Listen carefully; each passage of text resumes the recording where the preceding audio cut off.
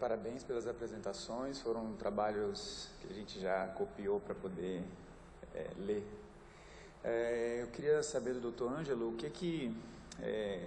sobre esse trabalho da eficácia, da maior eficácia de anfotericina B lipossomal dos pacientes com leishmaniose visceral. Poder mudar a nossa conduta e ser talvez a droga de eleição para todos os casos e não apenas para alguns casos selecionados. O que o senhor acha a respeito de alguns questionamentos que algumas pessoas fazem a respeito de como a gente tem poucas drogas para tratar essa doença? Será que se a gente disponibilizar essa medicação amplamente para todo mundo, a gente não perde ela precocemente e isso geraria futuramente um problema um pouco maior de não ter opção terapêutica?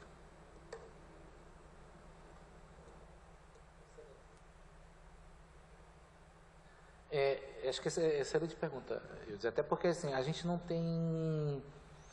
Primeira coisa que a gente não tem na literatura referência de resistência de leishmania à anfotericina B.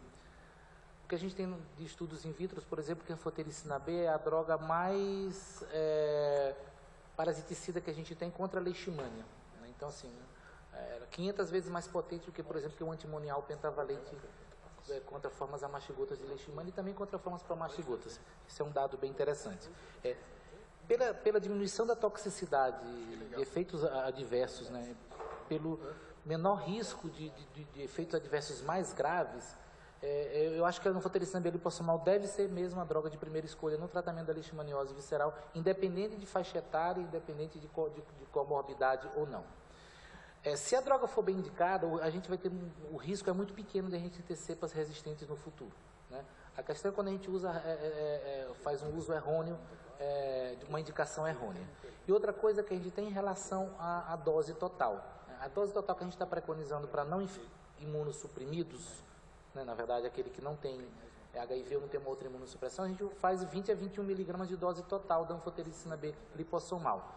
Mas a gente tem visto algumas situações, e tem discutido isso com alguns casos no Brasil inteiro, de alguns pacientes que não respondem com essa dose. E a gente tem que tatear um pouquinho e aumenta o tempo um pouco de tratamento. Acho que caso a caso a gente vai discutindo. Mas assim, quando a gente vê a efetividade, a gente tem uma resposta de 93% dos casos respondem bem à anfotericina B lipossomal nessa dose que está sendo preconizada pelo Ministério. Eu acho que apesar de a gente ter poucas drogas disponíveis, acho que a gente tem que lançar a mão da melhor droga, da mais potente e da que a gente possa ter menos efeito adverso.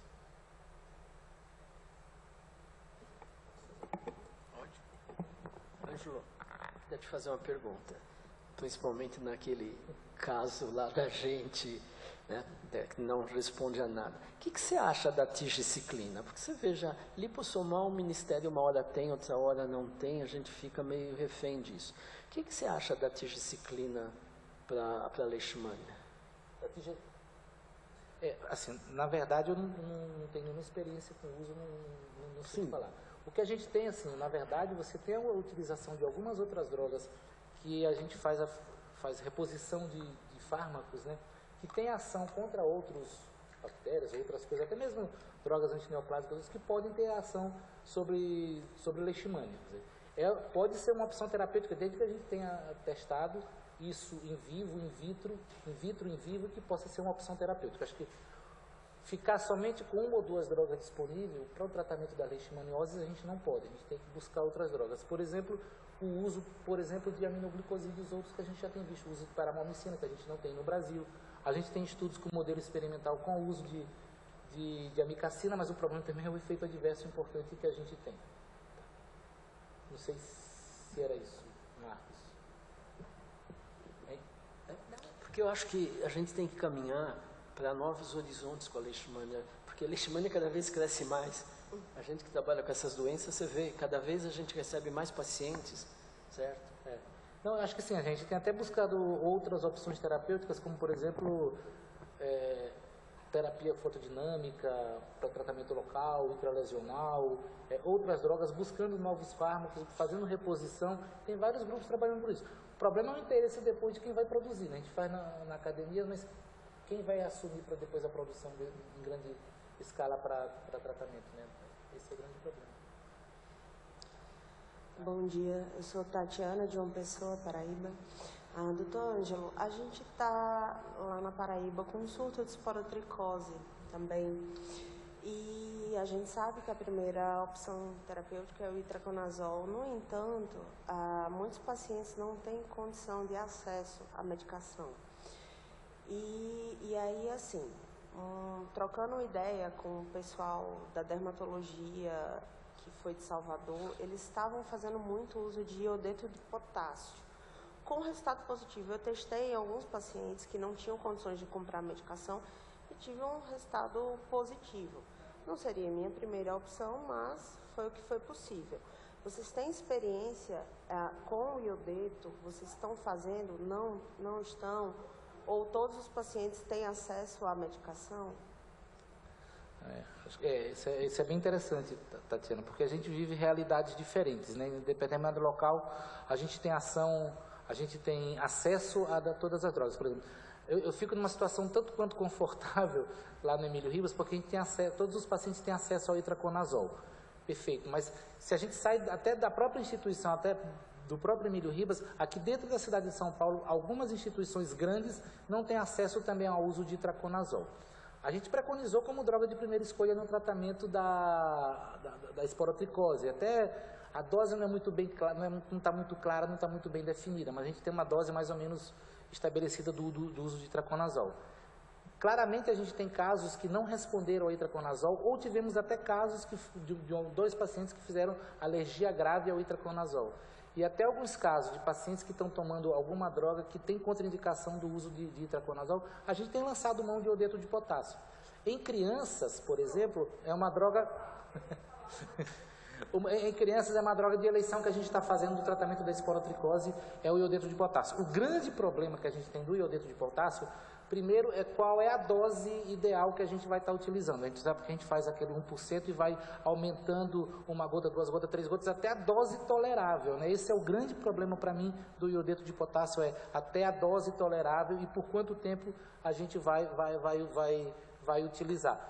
Tem resposta? Tem, inclusive tem relatos de casos que não respondem ao itraconazol, a gente já teve essa experiência, utilizou o iodeto de potássio e respondeu. Eu acho que é uma droga excelente que a gente não pode deixar de mão para usar no tratamento da esporotricose. O grande problema é o manuseio dela, eu acho.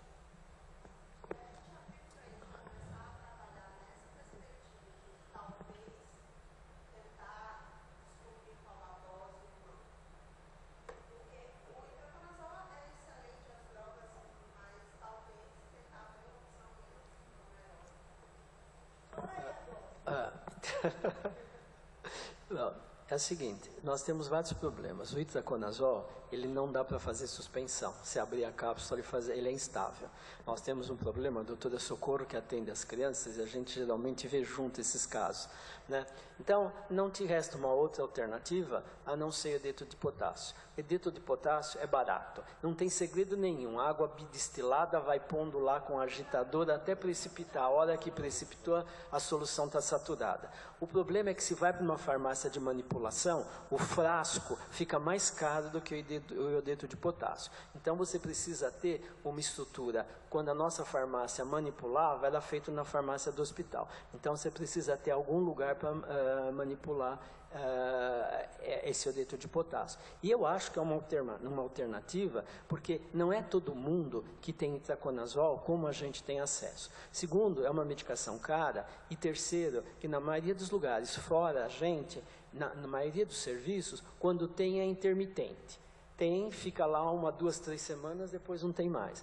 Então eu acho que, e é o que a doutora Socorro tem feito lá com as crianças que ela tem visto, é uma alternativa importante no nosso país. Desculpa, Ângela, enfiar minha colher daqui. Perfeito, não, acho que é uma discussão. Aquele trabalho de Pernambuco, né, que eu passei para você, tem um trabalho de Pernambuco tem uma experiência muito boa com isso. Lá ele preconiza algo que eles já testaram, eles experimentaram, que funciona, vale a pena ver.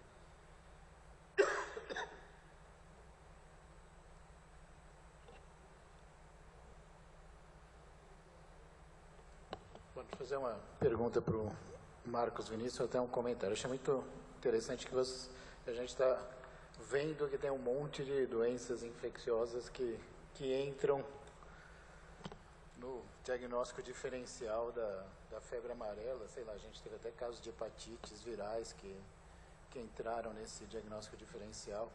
E acho que você mostrou várias coisas que podem vir a ser confundidas eventualmente até com uma febre amarela. E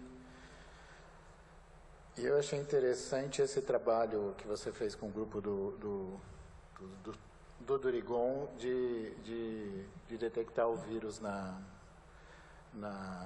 urina, que é uma coisa que a gente está fazendo até no laboratório, quando a gente pede uma amostra de sangue de urina, que a gente começou a fazer, na verdade, para o Zika, mas aí tem um significado diferente, porque os casos não são tão dramáticos e muitas vezes você pega as pessoas depois que já passou aqueles dias iniciais, você só vai detectar o vírus na urina.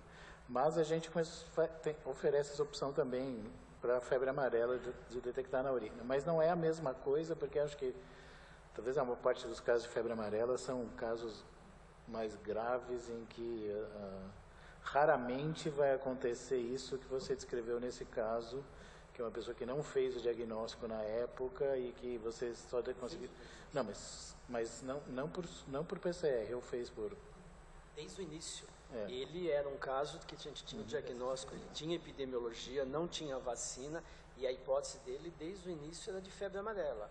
E como foi um caso que teve uma evolução leve, não foi um caso grave, não foi um caso que ficou internado, foi um paciente, inclusive, que ficou em domicílio, nos permitiu fazer esse sequenciamento. E ele também concordou em fazer esse acompanhamento, tanto que foi acompanhado, que a gente mostra aqui, é uma parte, aonde negativo, até onde a gente teve positividade.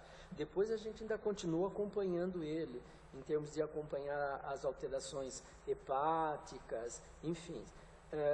Mas o que eu acho, Renato, é que a gente está aprendendo uma nova fase dessas doenças, porque eu sou velho já, eu pegava as febres amarelas da época dos garimpeiros que voltavam da Amazônia na época do ouro e que voltavam morrendo. E o que eu via? Indivíduo ictérico sangrando morrendo. Hoje o que nós passamos a ver? Indivíduo febril, com hiperemia conjuntival, que evolui nas nossas barbas com icterícia, de repente uma baita de uma coagulopatia e morre.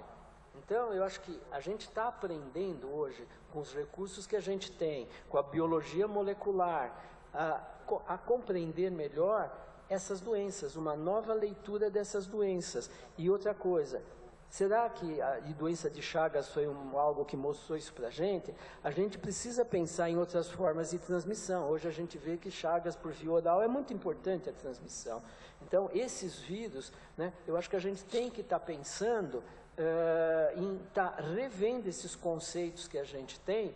Por quê? Porque a gente hoje tem ferramentas que nos permitem uma maior sensibilidade, uma maior especificidade. Não sei se era isso que você me perguntou. Não, na verdade, eu concordo plenamente que a gente está podendo ver todas essas... Somente a febre amarela, que é uma doença que não tinha, nos últimos 20 anos, não teve nenhum caso, pelo menos aqui em São Paulo, onde a gente não tinha ou quando não tinha as metodologias de diagnóstico, a gente consegue detectar o vírus precocemente. A gente tem opções de diagnóstico, não só para a febre amarela, como para todas as outras doenças que você colocou aqui, até para doença de Lyme e as outras que você falou, que a gente não tinha anteriormente. Então, a gente agora tem uma capacidade de detecção e de diagnóstico, de acompanhamento dessas doenças que a gente não tinha antes. Acho que isso concordo plenamente, que acho que isso é o principal da sua apresentação.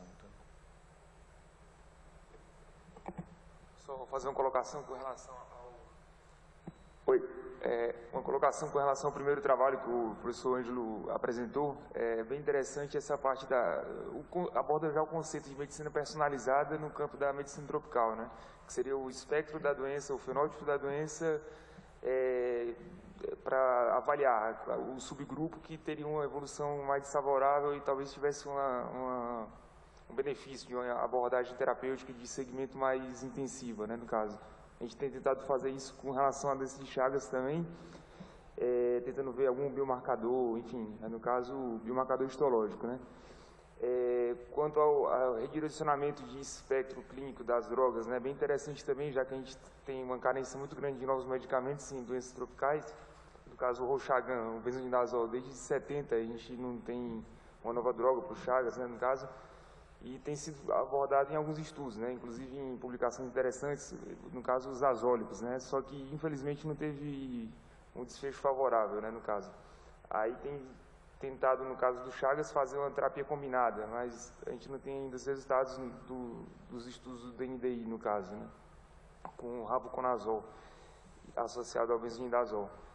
E muito interessante isso, que aborda a parte de ação antioxidante, né, da vitamina C, do ácido ascórbico com o benzodiazol, porque a gente sabe que na prática mais da metade dos pacientes evoluem com reações adversas e até um terço dos pacientes precisam parar o tratamento, no caso, naqueles 15, 10 primeiros dias, né, quando tem reação dermatológica mais importante.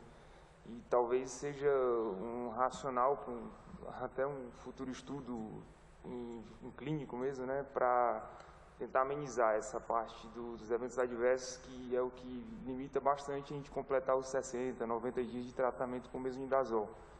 Que a gente tenta sempre insistir, já que é a única droga validada para tentar erradicação parasitária ou pelo menos redução parasitária, né? E, enfim, interessante, né, ser uma terapia adjuvante, né, no caso.